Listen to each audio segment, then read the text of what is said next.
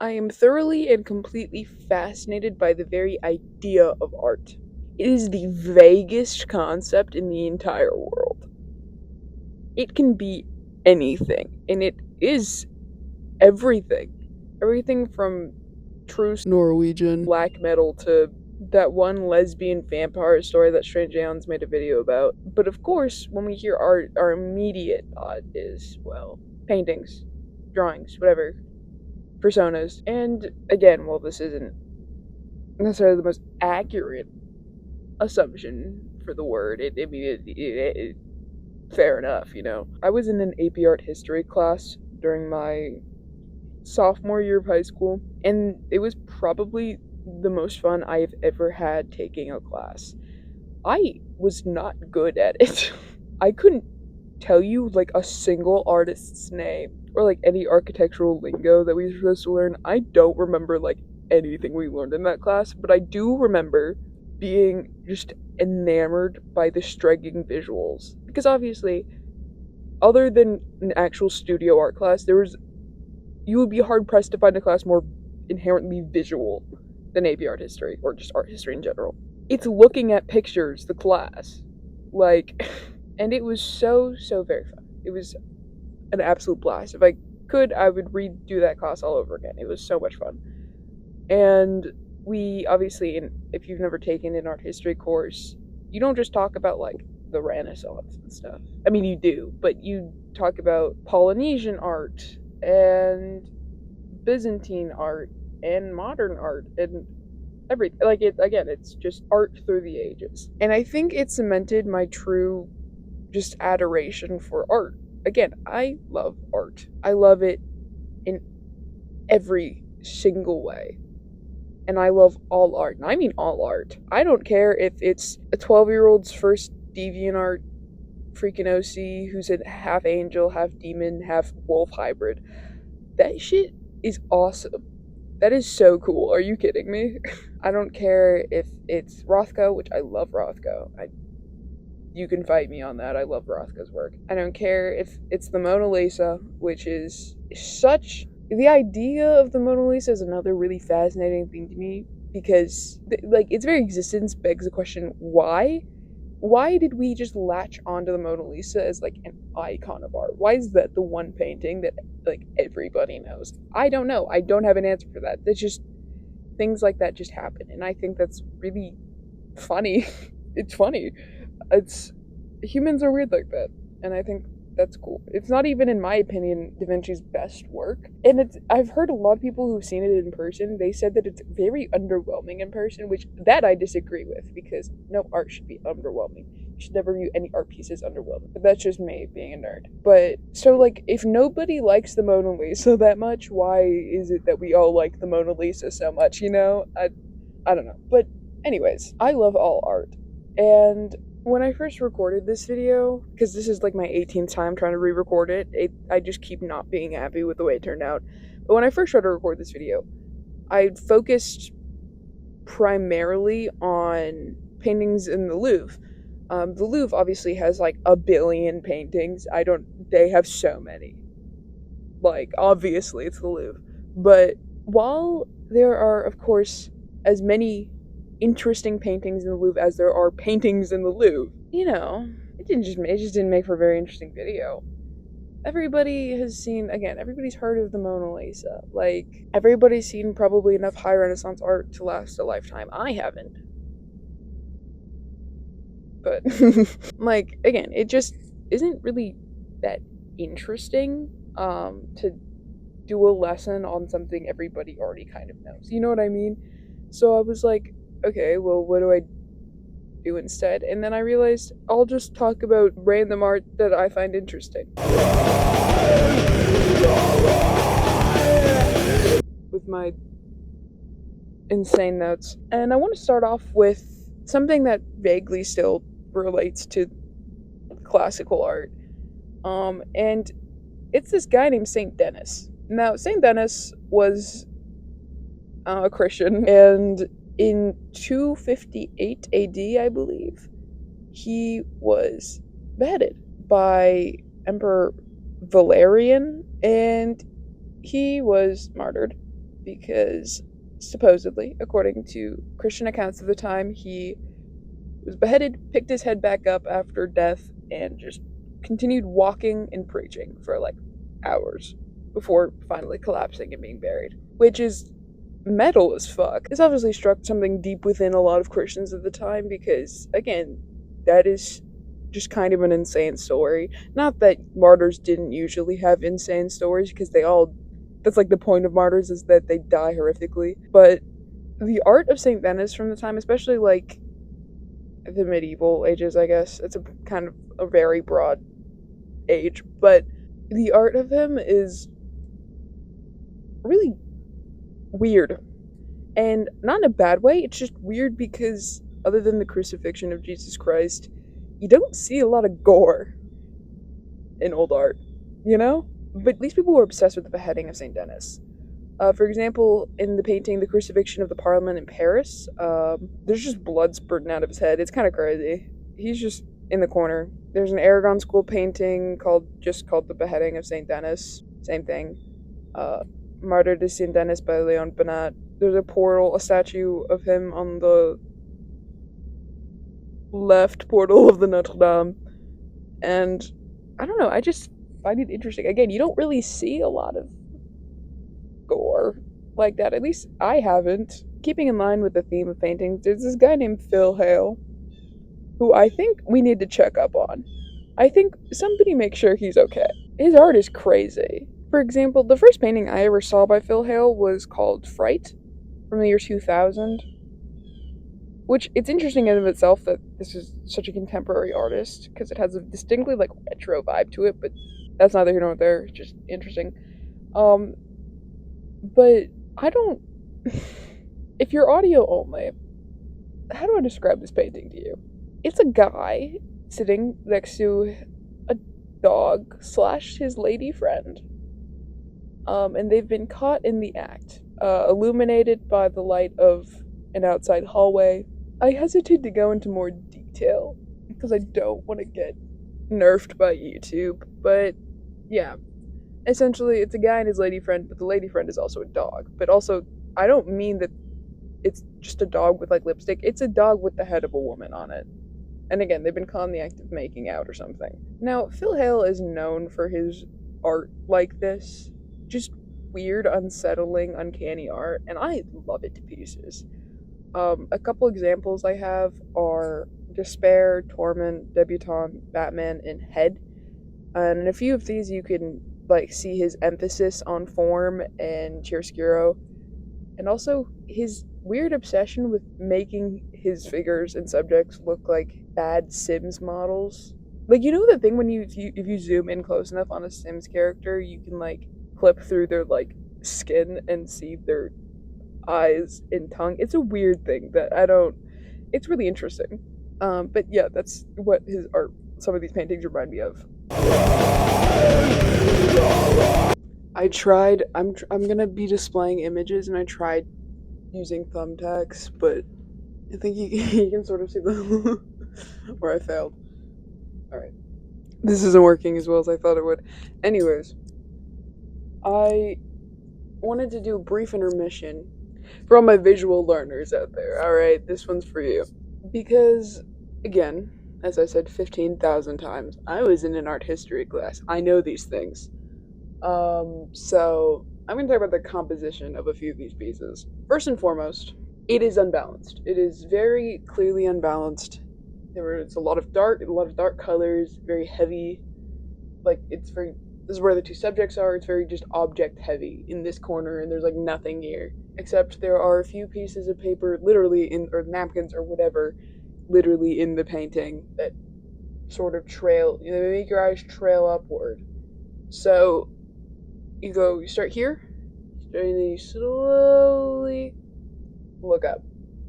So that's supposed to train your eyes to go from, oh, what's this? Alright, this is Guy. He's shocked. What is he shocked about? Boom. Dog wife. But also, the composition is meant to mimic, like, literally, your eyes, because we're obviously, if you, in American, or English is a language in general, and a lot of languages, the majority of languages, you read from left to right. So when we look at art, we're usually going to start at the left. It's literally meant to mimic the shock of coming across this scene. It's mimicking your own shock and theirs. You start here and everything looks normal, and then boom, you go up. Shit's crazy. So I think that's interesting. You know, the more I look at this painting, the more I don't know what to say. I will say, cock shame, pussy facing the world. Okay. I do think it's interesting that the two halves are kind of balanced, where this half is lighter. Fuck. This half of the painting is lighter, this half is darker, but it's still semi-balanced because there's a dark end table here and his shirt is white. That's just a fun little composition thing. It's also interesting because there's a lot of... This is a primarily brown and white, like brown, white, and black, like sepia-toned image or artwork. And so what I find interesting is that his skin is the same color as the wall, basically. Is basically the same color as the couch, and is basically the same color as the dog, which is basically the same color as the lady. It almost makes it look grotesque in a way. It makes it look like, I don't know, like it shouldn't exist. Like a weird, writhing mass of flesh. More importantly, who the fuck balances a wine glass on an armrest? That is awful. So they should feel bad for that. Moving on. I think this one's Despair. I don't know. He's a little freak. I really like the distinctly, like, electrical feel of it. Literally, there are little lightning bolts. You can't tell. You can't tell here. But there are little lightning bolts, like, coming out of his head. Literally, and there's an outlet, which is another thing. Usually his artwork is distinctly, like, it's characteristically fleshy and not normal, like naturalistic, I guess. Very organic. That's what I was thinking of. Organic. So this, like, I mean, I guess it still has like a retro vibe to it, but most importantly, again, very off balance. A lot of shit going on this side, nothing going on that side, and I think that's interesting. It adds to, like, the feeling of unease. Literally unbalanced gives you, like, a feeling of vertigo, you know? Again, his skin is the exact same color as the wall. His eyes popping out of his head, not normal. Can confirm. I'm not a scientist, but I don't think that's healthy. You remember the trend when, like, people were, like, thought that, like, if you sneezed with your eyes open, your eyes would pop out of your head? Anyways, what I think is really especially interesting is how flat these, like, black color is here. Shadow, very flat. The floor, very flat. His hair, very flat. It's very, like, amorphous blob-esque. Which I think is cool. And then his clothing is more defined, and so are his shoes, but, like, less so. His head is honestly not very defined other than his eyes. What really catches you is usually in an artwork with a person in it, the eyes and face are where your eyes are naturally drawn to, and that is usually the focus because they're, like, the hardest things to paint other than hands. But here, weirdly enough, it's not necessarily just his hands that are the main focus, it's his ankles. Which I think is cool because he literally is putting his weight on the ankle. That's how he's sitting, is he's putting all of his weight on his ankles. And so your eyes are kind of drawn to, like, I don't know how to put it. The pressure is emphasized. The pressure he's putting on this part of his body is emphasized because that is where your eyes go to first. That is the most striking part of the painting before you get to whatever's going on here. So I'm, like, not even a frame. So I think that's just a cool, it gives it, like, it makes it, it's like almost tactile. I don't know how to explain it. Phil Hale is very good at making you feel things. Like, not just, like, emotionally, but, like, physically. Like, I feel, like, heavy looking at this painting. I printed this one wrong. This one's Torment. Everybody be nice to him. There's honestly, I don't have a lot to say on this. Same characteristic, like, asymmetry. But it's not that bad, honestly. It's more symmetrical than a lot of his other pieces. Again, the freaking eyeballs. You can't see. This is, like, like 3 pixels on the screen. Again, the scribbly little doodads. I like that. That's like one thing about Phil Hale's art that I really like is the little like scribbles he puts around the head. I think that's so fun, and it gives it it adds like the energy of it. It's very like quick and like not messy, but you know what I mean. Like sketchy. Like it's just very lively, and I think that's cool. Yeah, I can also appreciate the choice of background color. I don't know, that like weird green, yellow, teal thing they got going on in the background. I don't know. It's a very sickly color. It complements the weird vibe. It's kind of like the sky before a storm. I like it. It's a weird color. But I do also appreciate how there is a lot more like distinction between the character and the background. Again, that pop kind of like the papa rat in the head, and then just like in general the black clothes contrasting with the pale background. It just makes it feel very like it jumps out at you. Again, just a very electrifying feel to the image, and so I think that's really cool. Again, adds to the energy. There isn't much to say about this painting. I just wanted to include it just to point out how freaking tiny I printed it. All right, time for the last one, which I don't even think I ended up mentioning in the original footage. That looks fucking awful. That looks awful on camera. Okay, whatever. It looks a lot better digitally than it does on paper. I will tell you that much. It's probably the greatest disservice I could be doing this art piece. It looks so bad on camera, but I mean, whatever. I already printed it out, so. This piece reminds me a lot of, I don't know if I mentioned it already, or if I'm going to mention it later in the video. I don't remember the order in which I talked about these things, but I end up mentioning Radiohead Kid Amnesia, like their art book, and this reminds me of that so much, especially like the digital collages that they messed with and stuff. This just looks like that. I don't know. I think it's also this is I printed this in grayscale. This is not the actual like color of the artwork. Though the artwork is very desaturated and dark, it is not fully gray like this. I just ran out of color ink. This is like do not look at this and try like do not take this as what the image actually looks like. It is a very striking, very moody painting, and this is not. This is just a piece of paper. But I wanted to point it out because as much as we can look at the like his other figure paintings and be like, oh yeah, he has a weird sort of like uncanny vibe to his art. You don't really get a full sense of the like freakishness of his art. You don't get a full sense of like the looming dread and horror that he likes to tap into when he paints and illustrates. This painting, like, how do I put this? This would have scared me so bad as a kid, like so bad. If I was absolutely geeking and I saw this, I probably wouldn't be able to close my eyes without seeing it behind my eyelids. Like this, again, you can't get it's so flat, it's so flattened here, you can't get a good sense of like the depth of it, but this painting freaks me out. And sort of, again, makes me want to myself? No, okay. So my mom watches my videos. I can't keep doing this. This painting is free. Like, again, you can't really see. You can, like, sort of see this is the skull, this is the ear, that's the neck. But you can't get a full sense of this portion of the image, which is the main focus, because it's the weird, like, warped, contorted skull part of his face, which is what gives the image its eerie draw. But this painting, fantastic. It's so cool. It reminds me of like what analog horror tries so hard to do. I don't know.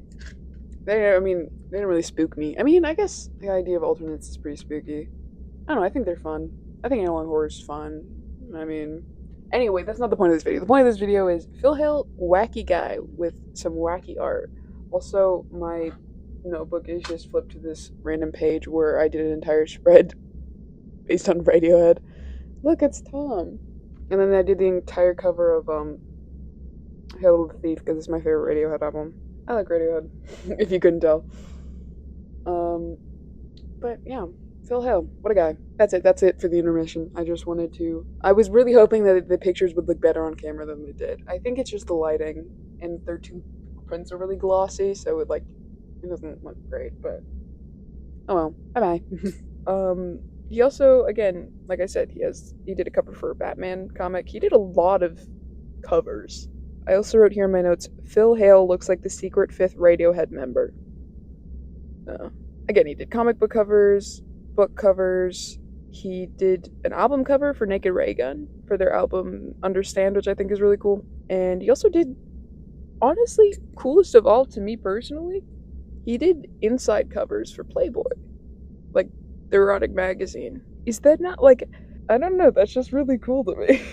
Speaking of erotic magazines, you guys ever heard of this guy named Roger Payne? Did not mean to clip the mic there. If you haven't heard of him, and you probably haven't, he is an illustrator. For the most part, his most notable works include like really cool, very vivid historical art from like the 70s and stuff, because he did a lot of work for like children's informational books, like anything from Cleopatra to dinosaurs, you know what I mean? Just really cool historical art. It's all very bright, very colorful, very saturated, and it looks so 70s. It's awesome. It just looks so, his art looks like every pulp horror cover from the 80s. It's awesome. It's so cool. But what I know him from, but how I first discovered him was I was looking at queer like pioneers basically, and this guy he drew a lot of porn, and his works were featured in Handjobs Presents Roger, which it was a book, I think, full of his erotic artwork, and his figure work is just so tender. You can just like feel the love he has for what he does and who he loves. Like, you can feel it so poignantly through his work. It's genuinely like, I'm not one for crying, but it almost made me cry. You don't see stuff like that. Like, you don't, at least not anymore, really. You don't see the classic gay mags and stuff. You know what I mean? That's a little underground, a little too niche.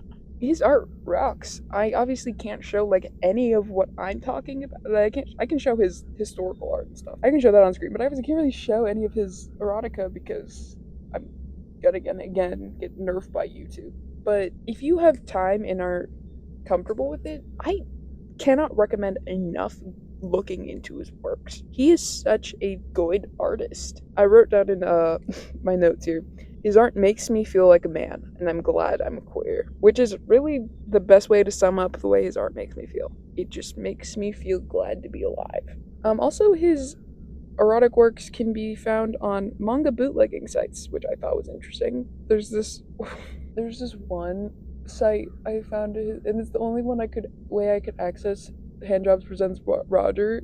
The tags were like Bara and Harry and Western and threesome, and what a time to be alive. I also wanted to briefly cover Kid Amnesia, the Radiohead art book. I obviously don't have time to go through. They have like approximately 8 trillion art pieces in that book, but basically, if you haven't seen all the work that Tom York and the lads did for Kid A and Amnesiac. Oh my god, I'm fading fast. Go check it out. It's crazy. They would have been locked up for hysteria in like the 20s. They would have been the first to be bloodlet. Like, I can tell you that much. It's crazy. But it's so good. I don't have anything really substantial to say on it. Just, it's really cool. And I have that book, and it's a really cool book to have. I like flipping through it. Because Radiohead's art is just cool. I know I keep saying that, but okay. And one, again, like most of my videos, I just think art is cool. I've said it a billion times, and I'm going to say it a billion times again. Art is fascinating to me. It is the only universal language apart from violence, and violence, in a way, according to some people, is art. But I have this whole spiel that I wrote down too. Feel nothing but joy in the act of learning, and feel nothing but joy in the act of creation. The next time you get the chance to go to a museum, or flip through a coffee table book, or even listen to someone on the internet rant about art, tune in. because that art is going to be there long after you die. It's going to outlive us all. It transcends time, ethics, religion. Art is both human and sublime, and I think that makes art some kind of god.